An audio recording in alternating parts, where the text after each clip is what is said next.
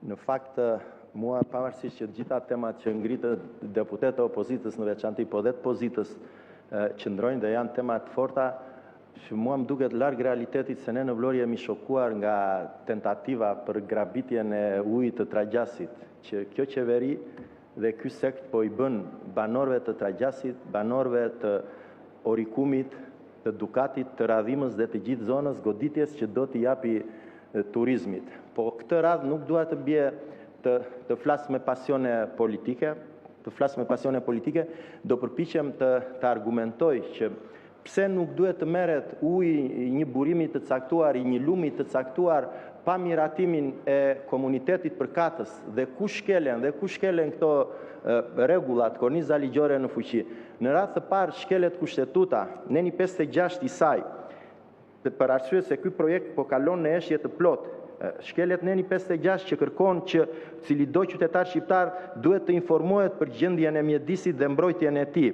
Dhe praktikisht ta me pseudo-ekspertët që kanë gjetur, si në çdo fushë, pra specialistët e ligjirimit të grabitjes, me ekspertiza falso, sugjerojnë apo artikulojnë që do të marrin në lumin e Tragjasit me prurje më pak se 700 litra në sekond, do merren 300 litra në sekond për qëllime të resorteve turistike, 130 litra në sekond do lihen për zonën, 11 litra në sekond lihen për banorët e Tragjasit dhe 200 litra në sekond lihen për lumin. Por edhe në këto kushte që këta i kanë dhënë me tregus falso, prishen të gjitha tregusit hidrologjik, ata tregus të raportit të marrëdhënie miqësore të njeriut me ujin, të njeriut me natyrën. Sepse kjo përqindje e lënë, pra 200 kur nuk është 700. Kjo përqindje e lënë nuk e lot dot më rolin sikurse e ka bërë më ma natyrë. Tani, këtu tek marrja e ujit, ky operacion që do të bëj kjo qeveri në këtë forum, si do ta bëj, pa i pyetur banorët, duke i poshtëruar, duke i gënjur, duke i mashtruar, duke mos i dëgjuar, duke mos i informuar, apo duke u dhënë informacion falso, në fakt banorëve të Tragjasit dhe të Vlorës u kujton Gjermani në vitin 44 kur dogji fshatin. Pra e ka bërë Gjermani në 44 që dogji fshatin Tragjas, fshati lidhur me luftën për liri dhe me ata 40 dëshmorë dhe heronj që ka dhënë, dhe e bëjnë dhe këta 81 vite më vonë që duan t'i marrin ujin. Dihet sa i rëndësishëm është uji për shqiptarin, është uji për fermerin, është uji për atë që do të zhvillojë turizmin.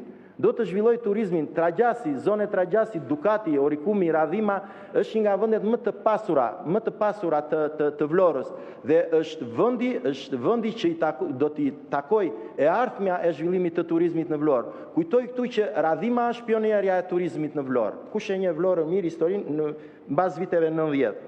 Janë 6 konventa ndërkombëtare që nuk lejojnë pa miratimin e banorëve marrjen e një sasie ujit të caktuar prej rrjedhjes natyrore.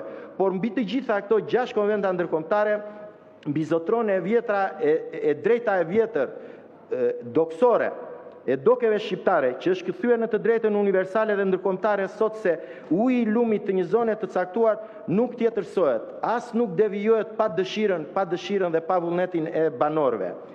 Neni 52 i ligjit 111/2012, ligji për menaxhimin e ujrave, që flet për dhënien e një leje, autorizimi, koncesioni e tjera, ku organet e administrimit dhe menaxhimit përkatës së burimeve ujore përkatëse të ujit do të mbështeten, kërkon të mbështeten në përparësitë e mposhme. A. Furnizimin me ujë të popullsisë, përfshirë dhe kërkesat e industrive që ndodhen brenda vijës kufizuese të qendrave të banuara dhe që kanë një nivel të ulët konsumi. Jo më kërkesat e asaj industrie turistike që pritet të zhvillohet në Tragjas dhe përdorimin për ujitje, bujqësi e akuakulturë. E dyta, tjetër, neni 6 i ligjit 111 të vitit 2012, parimet e menaxhimit të integruar të burimeve ujore dhe respektimi i integritetit baseneve ujore duhet jetë i bazuar në kërkesat sociale dhe ekonomike për burime ujore, duke mbrojtur dhe ruajtur cilësinë e këtyre burimeve dhe cilësinë e mjedisit për brezat e ardhshëm. Praktikisht, marrja me mbi 50% e sasisë së ujrave të lumit Tragjas, duke e lënë 2 herë më pak, bën që të kemi po 2 herë ulje të sasisë së ujit në burimet nëntoksore, burime si dhe në puset që furnizohen banorët poshtë rrjedhjes së ujit. Dhe këto tani, ky uji i lumit që rrjedh furnizon dhe burimet nëntoksore, për më tepër që në këto se unë diplomën e parë kam si inxhinier nafte, si gjeolog, në këto kemi formacione shkëmbore karbonatike dhe dolomitik, të cilat janë shkëmbim të përshkueshëm ndaj ujrave nëntoksor.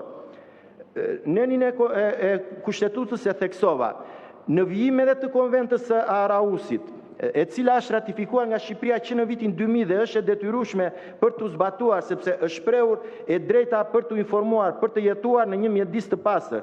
Neni 4 i konventës që thotë se çdo palë do të parashikojë pjesëmarrjen e hershme të publikut, ku të gjithat alternativa janë të hapura dhe publiku mund të marrë pjesë në mënyrë efektive. Përjedhoi të gjitha procedurat e deri tanishme janë të pavlefshme dhe përpara një jave apo 10 ditësh ka dhënë fjalën, ka premtuar fjalën kryetari i bashkisë i sektit Rama që do vende te banorët dhe është kthyer nga rruga. Përfundoni, është kthyer në rregull, do ta përfundoj. Do recitoja një vjersë që ka lidhje me këtë kthimin nga rruga, por nuk po e them. Ma kjo thuhet edhe nga aneni 46 i direktivës 2060 të Parlamentit Evropian dhe e Këshillit të Evropës 23/10/2010. Marrëdhëniet e detyruara me publikun nuk kanë përfshirë në asnjë rast informimin apo formimin e banorëve të tragjasit. Kush duhet dhe do ta mbaj përgjegjësinë për këtë gjë? Dhe ju kujtoj vetëm një gjë, që banorët e tragjasit të keni parasysh, janë punëtor, janë të mençur, po janë edhe trima. Nuk po kaloj këtu se po të them ndonjë fjali tjetër mund të mërzitet ndonjë. Dhe neni 19 i ligjit 111/2012, Zoti Leska, ju lutem përfundoni. Të lutem, fjali e fundit, se e hoqa atë pjesën politike në respektin tuaj, zonja kryetare. Po neni 19 i ligjit 111/2012 për menaxhimin e burimeve ujore thotë se për mbrojtjen e gjendjes natyrore të ujrave veprojnë të gjitha aktet ligjore, nënligjore në fuqi për mbrojtjen e mjedisit në Republikën e Shqipërisë, si dhe marrëveshjet, konventat, protokollet ndërkombëtare në të cilat Republika e Shqipërisë është palë. Dhe konkretisht 6 konventat, fjali e fundit, dhe 6 vendimet që ju shkelni. Një vendim që i 10 shtatorit 1929 i gjykatës së përhershme të drejtësisë ndërkombëtare. Akti final i Kongresit të Vjenës, që daton në 1815, Konventa ESPO 1991, në të cilin është palë Shqipëria.